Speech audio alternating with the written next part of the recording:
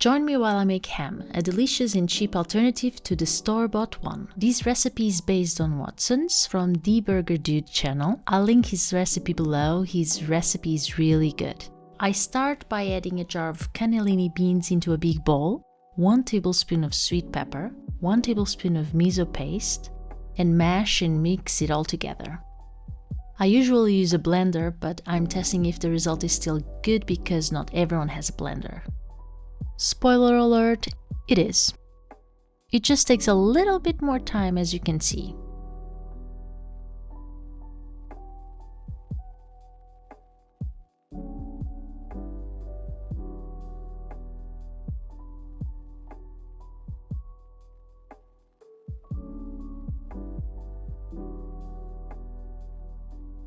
Now I'm adding a tablespoon of smoked paprika and half a tablespoon of salt, 1 tablespoon of dried onion, 1 tablespoon of garlic powder, 1 teaspoon of baking powder, 1 teaspoon of mushroom seasoning powder, 1 tablespoon of MSG, half to 1 teaspoon of white pepper, and mix it all together.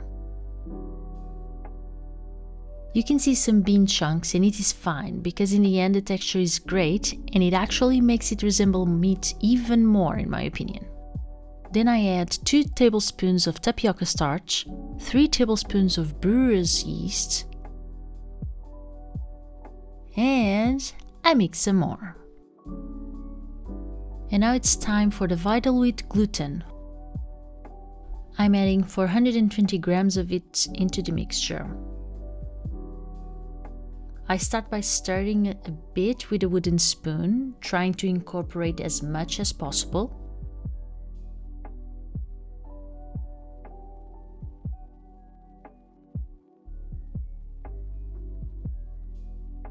I add about 60 milliliters of water and stir a bit more.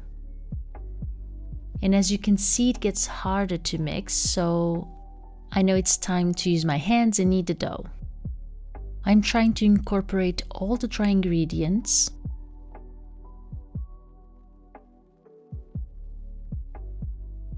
It starts becoming fibrous like this, but we need to keep on kneading.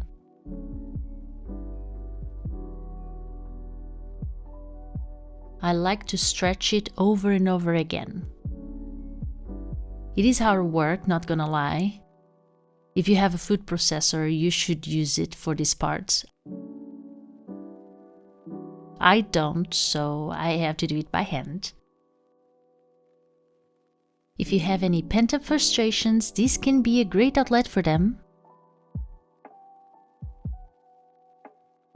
After at least 10 minutes of exercising all muscles on my upper body, I form a ball with the dough, cover it with a kitchen cloth and let it rest for half an hour.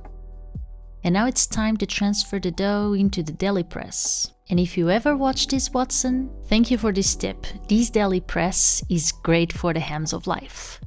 But if you don't have a deli press, you can just roll it into parchment paper and it will do the job. It fits really well and snug inside. I just need to press it down a little bit and try not to leave any little bit of dough behind. And then I close it. Or try to, because of course I failed to do so on camera. It's not that difficult, I promise. Then to the oven it goes for an hour and a half at 190 degrees Celsius or until it gets to 85 degrees Celsius. You can check it if you have a thermometer.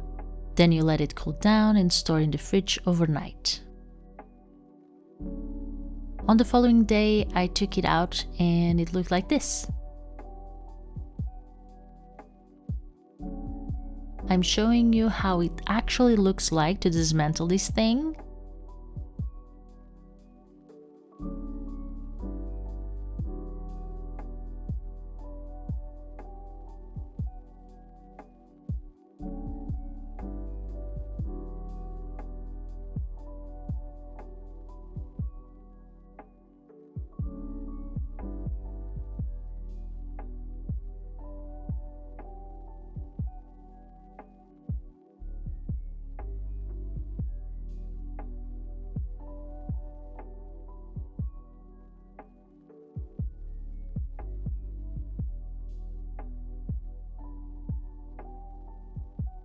And finally, the moment of truth.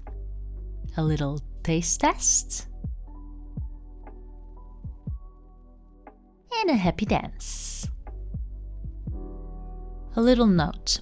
Watson gets it cooked in 1 hour, so it will depend on the oven too. If you don't have a thermometer, let it cook for a little bit longer like I do.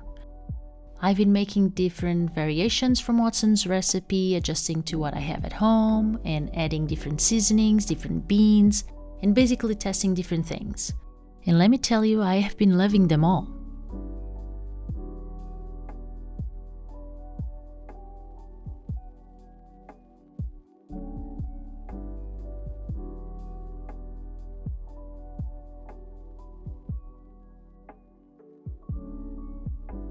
This is what it looks like in the end. I use it in thin slices as ham, thicker slices as steak, or chopped to make something like carbonara, for instance. Thanks for watching and have a great day!